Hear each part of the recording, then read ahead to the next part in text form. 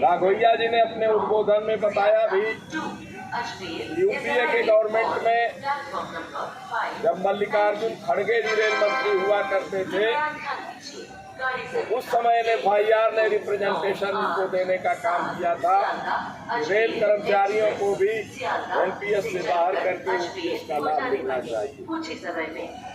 FIR का justification भी था कि रेलवे के, चाहे वो तराई इलाके हो, मैदानी इलाके हो या पठारी इलाके हो, रेगिस्तान से संबंधित हमारा कर्मचारी हो या सीमा के इर्द गिर्द जो कर्मचारी काम करते हैं,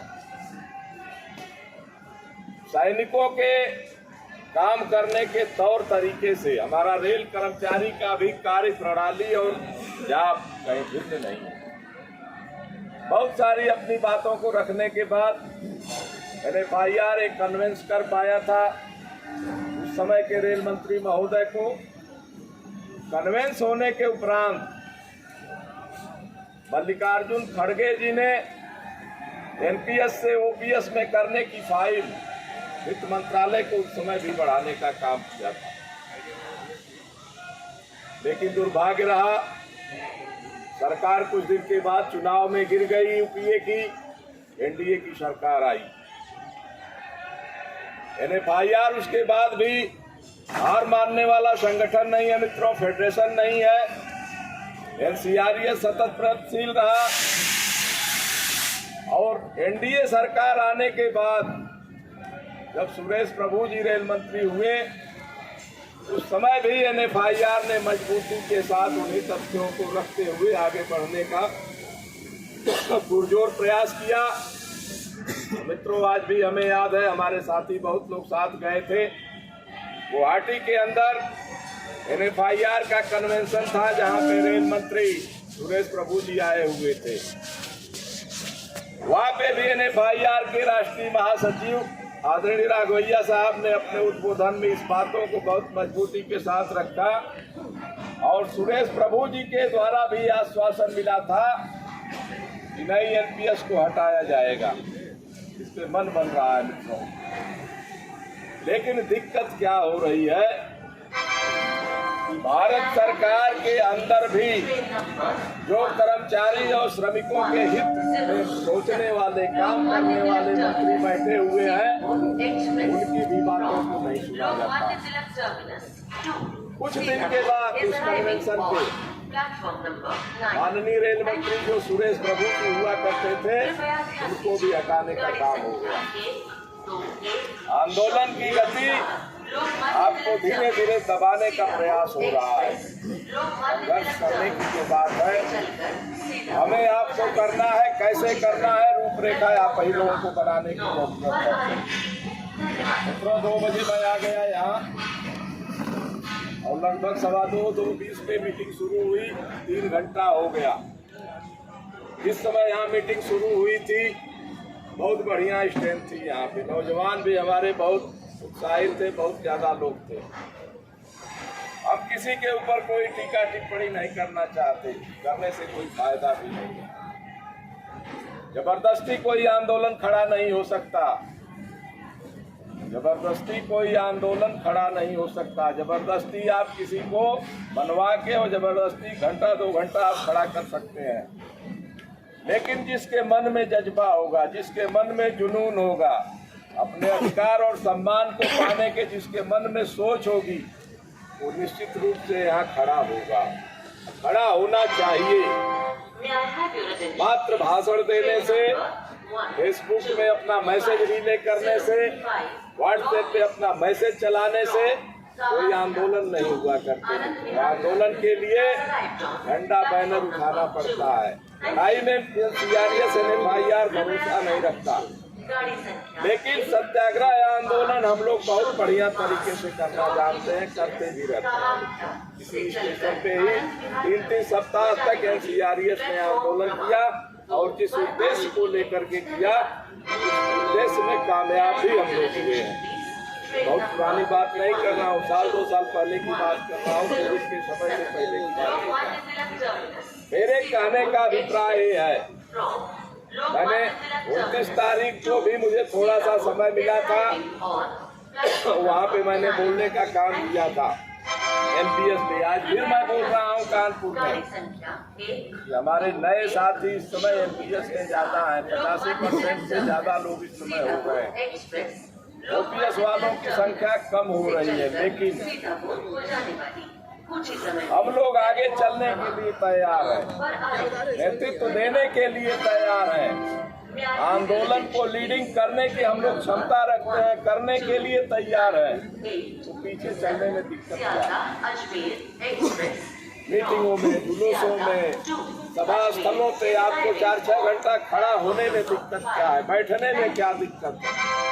तभी तो सोच होनी चाहिए इस तरह का, तो मन में अपने एक सोच लेके चलना चाहिए।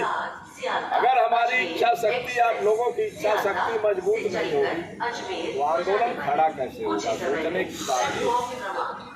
हम कुछ न करें, हम यहाँ मीटिंग न करें, अपनी बातों को आपसे साझा न करें, आपसे संवाद न करें, और हम सीधा दोष दें कि एनसीआरएस के महामंत्री जी कुछ नहीं कर रहे हैं, एनएफआईआर के महामंत्री जी कुछ नहीं कर रहे हैं, तो मित्रों शायद जाती हो।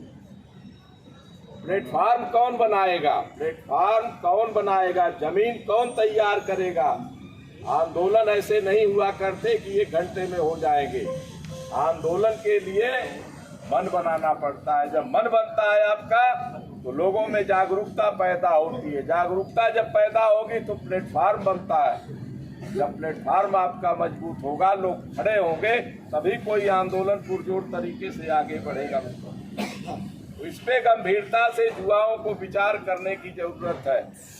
कल फिर ये बातें उठेंगी, मैं एकदम जमीनी बात बता रहा हूँ आपसे। कल फिर ये बातें उठेंगी कि यूनियन वाले आते हैं और बड़ी बड़ी बातें करके जाते हैं। मित्रों, आज की स्थिति है कि सरकार हिल रही है, आपको हिलाने की क्षमता होनी चाहिए। सरकार हिल रही है, आपके अंदर वो कुवत होनी चाहिए, वो जज्बा पैदा करने की जरूरत है, इच्छा शक्ति मजबूत करने की जरूरत है। छोटे छोटे आंदोलनों में खड़ा होने से किसी की नौकरी पे नहीं कोई बात आती है। अगर छुट्टी लेकर के आप धरना प्रदर्शन आंदोलन करेंगे तो कोई की हिमाकत नहीं है कि आपके ऊपर कोई चार्जशीट और पनिशमेंट की बात सोचे, लेकिन अपने अंदर आप लोग जज्बा पैदा करें। आज आप देख लीजिए, कारण उसका मैं बता रहा हूँ कि चाहे दिल्ली में आम आदमी पार्टी की सरकार, छत्तीसगढ़ में कांग्रेस की सरकार है, राजस्थान में कांग्रेस की सरकार है, झारखंड की सरकार देख लें, पंजाब की सरकार देख लें, एनपीएस खत्म हो रहे हैं, ओपीएस में आप ला रहे हैं राज्य सरकारों के कर्मचारियों को। सरकार कहीं न कहीं इसके माथे पे शिकन हो रहा है, उलझन में है सरकार। जवाब देने से जिम्मेदार लोग भाग रहे हैं, मीटिंगें शुरू हो गई हैं। समय इस तरह का आ रहा है, 24 में पार्लियामेंट का चुनाव है, 22 साल का बीत रहा है, 1 साल पूरा है आपके पास। दबाव हमको आपको बनाना। अन्य संगठन जो भी है रेलवे में मान्यता में, हम किसी के ऊपर टीका टिप्पणी नहीं करते, क्यों नहीं कर रहे हैं, क्या कर रहे हैं, लेकिन हम इतना जरूर कहेंगे कि अगर कंधे से कंधा मिलाकर चलने की क्षमता नहीं है तो भीड़ तंत्र के हिसाब से पीछे से ही आप साथ दो, हमें अपने साथ ले चलने की आपको भी जरूरत नहीं है। लेकिन एक कर्मचारी होने के नाते आप पीछे खड़ा होकर साथ दो। नेतृत्व और लीड करने के लिए एनसीआरएस एनएफआईआर करने तैयार है। हम लोग भरपूर तरीके से आंदोलन को खड़ा करने का मन बना दिया। और मित्रों, ये बेसिकली मैं बताऊं, लोकल स्तर की बात नहीं है, राष्ट्रीय स्तर से इस तरह का आह्वान हो चुका है, इस तरह का आह्वान हो चुका है। जागरूक आप लोगों के होने की जरूरत है। मन को अपने कड़ा करिए, मन को कड़ा करिए, भरोसा रखिए, विश्वास रखिए। हुजूम में जब ताकतें होती है कि हुजूम जब उमड़ता है तो अपने अधिकार और सम्मान को लेकर वापस आता है, नुकसान नहीं हुआ करते हैं जहाँ पे सार्वजनिक लड़ाइयाँ और आंदोलन होते हैं। अहिंसात्मक तरीके से हम लोग आंदोलन करने की रूपरेखा बना रहे हैं। इससे आप लोगों को सतर्कता के साथ चलने की जरूरत है मित्रों, और एकजुटता दिखाने की जरूरत है। दूसरी बात मैं बताऊं, अभी सुपरवाइजर कैडर को 4800 और उससे ऊपर देने का काम FIR ने किया है। बहुत पुरानी मांग थी। जिस दिन ये आदेश हुआ था उसके दूसरे या तीसरे दिन कैरेज वैगन सिक्स लाइन में मीटिंग हो रही थी। उस मीटिंग में कैरेज वैगन शाखा के शाखा अध्यक्ष श्री आशुतोष झिंगरन जी के द्वारा ये मामला उठाया गया था। मित्रों, सुन के बहुत अच्छा लगा। नई सोच होनी चाहिए। हम ट्रेड यूनियन कर रहे हैं और आम कर्मचारी के हित के लिए हम लोगों को कम से कम चिंतन करना चाहिए। मुझे बहुत अच्छा लगा ये विचार और मैं उसी दिन मन बनाया था कि उचित फोरम पे इस मामले को रखूंगा। विचार ये था मित्रों कि सीनियर टेक्नीशियन ग्रेड पे 4200, एक टेक्नीशियन भर्ती होता है 1900 में, स्किल्ड माना जाता है। ग्रेड 2 होता है 2400, ग्रेड 1 होता है 2800, सीनियर टेक्नीशियन में जाने के बाद 4200। इसके बाद उसका भविष्य 4200 पे टिक जाता है। ये मांग CRES के कन्वेंशन में हमने रखा है FIR के राष्ट्रीय महासचिव के सामने कि महोदय सारे कैटेगरी के लिए आपने सोच रखा है।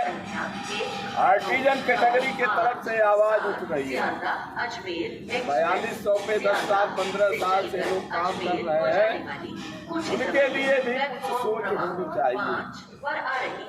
ये किस तरह की सोच पैदा करें या किस तरह से भी संभव हो, ये कोई प्रस्ताव बनाया जाना चाहिए। 4200 के बाद 4600 कम से कम आर्टिजन का भी एक चैनल बन जाए। अभी बहुत कुछ तो नहीं शुभारंभ हुआ है। इस सोच को लेकर के भरोसा जरूर दिया गया है कि नहीं, इस पे विचार होगा और रेलवे बोर्ड स्तर पर इस मामले को उठाने का काम FIR करेगा। मित्रों, आज मैं इस मंच से आप लोगों को बताने का काम सीनियर टेक्नीशियन रेलवे के हर विभागों में अगर इस पे कुछ हम लोग आगे बढ़ेंगे तो आज नहीं होगा तो कुछ दिन बाद जरूर कुछ न कुछ कामयाबी मिलेगी। ऐसा प्रयास हम लोगों का होगा। मित्रों, इसके साथ साथ अभी बात हो रही थी लोकल कि यहाँ स्टेशन है, स्टेशन पर इतने RSO भी है और हमारे परिचालन के गार्ड भाई भी हैं, कॉमर्शियल। अभी CPM महोदय की बात हो रही है, SS कारपुर की बात हो रही है। शाखा मंत्री महोदय भी कह रहे हैं, मैंने नॉलेज में डाला है। मित्रों, आपने बताया, इसके बाद हम भी आपसे कह रहे हैं, शाखा के सभी सम्मानित पदाधिकारी हैं कि आप लिख के इस पे अपना प्रोटेस्ट लेटर दे दें CPM महोदय को या SS महोदय को, जहाँ से भी समस्या हो रही है। एक बार मिलके फौरी तौर पे अपनी बातों को, समस्याओं को रखने का काम करें। अगर नहीं सुना जाता है, अगर नहीं उस पर कोई ध्यान देता है, यूनियन का तो एक काम है। आप एक दिन मीटिंग प्रदर्शन करें, उसके लिए भी मैं कह रहा हूँ 1 हफ्ता करेंगे तब भी कोई दिक्कत नहीं है। ट्रांसफर की जहाँ तक बात है वो आप लोग भी सुने होंगे, हम लोगों का भी ये मानना है कि किसी समस्या का हल ट्रांसफर नहीं है। संगठन किसी समस्या का हल ट्रांसफर होना और कराना नहीं मानता। हाँ, हम ऐसी परिस्थिति उत्पन्न कर देंगे, इस तरह का वातावरण यहाँ पे बना देंगे जो अधिकारी खुद ट्रांसफर होके जाने की सोचेगा। शिक्षा के लिए आप संघर्ष करिए, सोचना उनको है, चाहे SS की बात आप कर रहे हो या CPM महोदय की कर रहे हो। अभी तक आंदोलन कोई स्टेशन पे के कार्यकाल में नहीं हुआ है और शायद मैं समझ रहा हूँ अगर ऐसा काम हो रहा है तो मीटिंगें होनी चाहिए CPM के भी जगह और SS की भी जगह। बात होती है ठीक है, नहीं बनेगा तो बात लेकिन आंदोलन करना ट्रेड यूनियन का अधिकार है, इससे हमें कोई अभी लोकल बात हो रही थी CMS महोदय की, चर्चा करूंगा। अभी डेंगू से पीड़ित बहुत सारे मरीज थे, लगभग 1.5 महीना हो गया होगा, 1 महीने से ऊपर। इसी मुद्दे को लेकर के अस्पताल में झंझट हुई थी। जिस कल्चर में आज तक वो काम कर रहे थे, शायद उनको भी राउंड या अस्पताल में घूमते समय कहीं कोई यूनियन के लोग रोकते सुनते नहीं रहे होंगे, तभी उनको खराब लगा। लेकिन उस दिन वो स्थिति बन गई थी कि शायद वो भी वो सोच रहे हो कि मैं कहाँ से कानपुर में आके फंस गया। और जितना वो परिश्रम कर सकते थे उतनी ताकत के साथ उन्होंने भी सीआरपीएफ कैडर को जाने का काम किया, थाना पुलिस तक ले जाने का काम किया, लेकिन कहीं कोई सफलता न मिल पाने की वजह से शायद मायूस हुए और अंततः बच्चों उन्होंने ट्रांसफर भी करा दिया। जो जानकारी जब मिली है, जानकारी तो पहले से मिल रही थी, पार्टी भी हो गई, वापस यहाँ से आए तो चले गए, महोदय यहाँ आ रहे हैं। तो कल्चर हमें बदलने की जरूरत है। हम डेडिकेट करते हैं, शालीनता से हम प्रशासन से बात करेंगे, अहिंसक तरीके से बात करेंगे, अनुशासन में बात करेंगे, लेकिन ट्रेड यूनियन एक्ट के अंतर्गत हम सारी वो एक्टिविटीज करेंगे, शायद को लागू इतना अगर हम करने गए तो किसी अधिकारी की क्षमता नहीं है कि आपके सामने आपके झंडा बैनर को ऐसा अब तक का मेरा अपना रहा है। बहुत सारी बातें रही आगरा के कन्वेंशन में, बहुत सारी ऐसी बातें रही आगरा के कन्वेंशन में। मधवार अगर उस पर चर्चा हो तो कम से कम अभी 1 घंटे की समय चाहिए मित्रों, चाहे वो परिचालन के साथियों की रही हो, या हमारे ड्राइवर साथियों की रही हो, या कमर्शियल के लोगों की हो, या ट्रैकमैन के साथियों की हो, या एसएनटी के लोगों की हो, अस्पताल के लोगों की हो। अगर एक मधवार 10-12 प्रस्ताव हमारे महामंत्री जी ने पढ़ के हाथ उठवा के और उसको संघर्ष के लिए आगे बढ़ाने के लिए उन्होंने वहाँ पे प्रस्ताव पास किया। आज हमारे बच्चा साथियों ने बहुत समय ले लिया, मैं भी चाह रहा था उस पर विस्तार से चर्चा करूं, लेकिन समय काफी हो रहा है मित्रों, 5:45 बज गया, बात भी हो जाएगी लग रहा है। एक आध इशू और है आपके, मैं बताऊं आप लोगों से कि निजीकरण का मामला है। निजीकरण के इशू पे मित्रों अभी आपके संज्ञान में शायद ना हो, ट्रैक का काम जो है दूसरे साइड पैरेलल में हमारे ठेकेदार के आदमी कर रहे हैं। बहुत सारी लाइनों पे हम लोग भी डिवीजन में निकलते हैं तो देखते हैं कि एक तरफ हमारे रेल के साथी है, दूसरे तरफ ठेकेदार के आदमी लगे हैं। जो ठेकेदार के आदमी लगे हैं उनके आदमी, औरतें, बच्चों तक लाइन पे काम कर रहे हैं। कल को अगर गाड़ी गिरेगी बहुत ज्यादा प्रशासन उसको अगर एक्शन लेता है तो यही करेगा कि ठेकेदार को ब्लैकलिस्ट करेगा। लेकिन आने वाले समय में वही ठेकेदार दूसरे फर्म के नाम से फिर रजिस्ट्रेशन करा के और फिर वो ठेका पालेगा, काम करेगा। वर्क साइड की बात करें, आपके अगर घर में रेलवे का मकान है, अगर एक छोटा सा रिपेयर और नट की टोटी भी अगर आपकी टूट गई है तो YW महोदय यही जवाब इस समय देंगे कि मेरे पास कोई आदमी नहीं, मैं पावर नहीं, ठेकेदार को आने दीजिए फिर काम कराएंगे। स्थिति ये हो गई है। ये बातें उस मंच पे उठी थी मित्रों और बहुत गंभीरता के साथ हम लोगों ने इस मामले को उठाने का भी काम किया। क्या प्रदर्शन भी होना है क्या?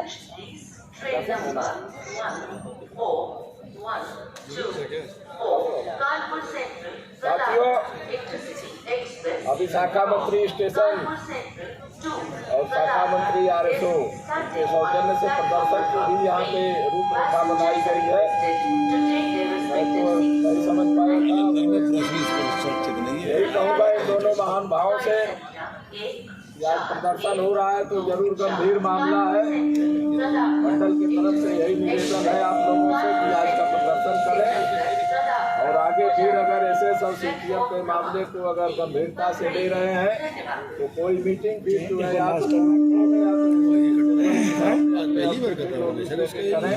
विरोध होना चाहिए। और मित्रों, बहुत ज्यादा क्या मैं कहूँ, रुके रह गए। ये सब बातों के साथ हम प्रदर्शन करने चलते हैं।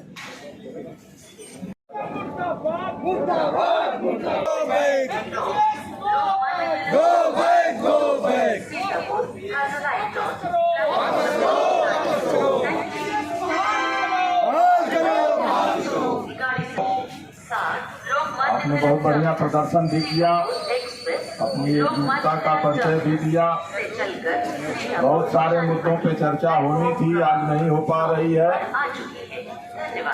एक प्रस्ताव और आपका आगरा कन्वेंशन में महामंत्री जी के द्वारा पास कराया गया है कि कोविड के समय में जो हमारे बीच के साथी ड्यूटी के दौरान आज हमारे साथी नहीं रहे, जो स्वर्गवासी हो गए, उनके लिए, उन साथियों के लिए 50 लाख का भुगतान, अनुकंपा के आधार पे 50 लाख के भुगतान की मांग एनसीआरईएस के कन्वेंशन में सर्वसम्मत से ये पास हुआ है कि उनको 50 लाख की अनुग्रह राशि रेल प्रशासन देने का काम करे। और एनसीआरईएस ने इस मांग को एनएफआईआर के महामंत्री आदरणीय राघवैया साहब के सामने भी एनसीआरईएस के महामंत्री जी आदरणीय आरपी सिंह साहब ने रखने का काम किया। और पूरा प्रयास एनसीआरईएस एनएफआईआर का है कि उन साथियों के परिवार को अनुग्रह राशि के रूप में 50 लाख रुपए का भुगतान हमारा संगठन करा सके। अगले मीटिंग का जो कार्यक्रम होगा भाई शेराज जी के, हमको लगता है कि नेतृत्व में बहुत जल्द यहाँ पे घोषणा भी हो सकती है या बाद में करें। और आज आप लोग आए, एकजुटता के बलबूते आप लोगों ने जो आज गेन किया है मित्रों। कानपुर एक प्रयागराज मंडल में अलग से ताकत मानी जाती रही पहले से, आज आप लोगों ने और मजबूती देने का काम किया। इसके लिए भी मैं बधाई देना चाहूंगा प्रयागराज मंडल की तरफ से। और ये उम्मीद भी रखता हूं कि जिस तरीके से कानपुर ने अपनी एकजुटता के बदौलत अपनी अलग पहचान बना रखी है पूरे एनसीआर जोन में, इसको कायम रखने के लिए एनसीआरईएस का एक एक प्रतिनिधि, एक एक सदस्य सदैव आगे बढ़ के काम करने में पूरा अपना सहयोग देगा। इन्हीं सब बातों के साथ पुनः आप सभी लोगों का हृदय से अभिवादन करते हुए आज के मीटिंग की विधिवत रूप से समापन की घोषणा करता हूं। जय हिंद।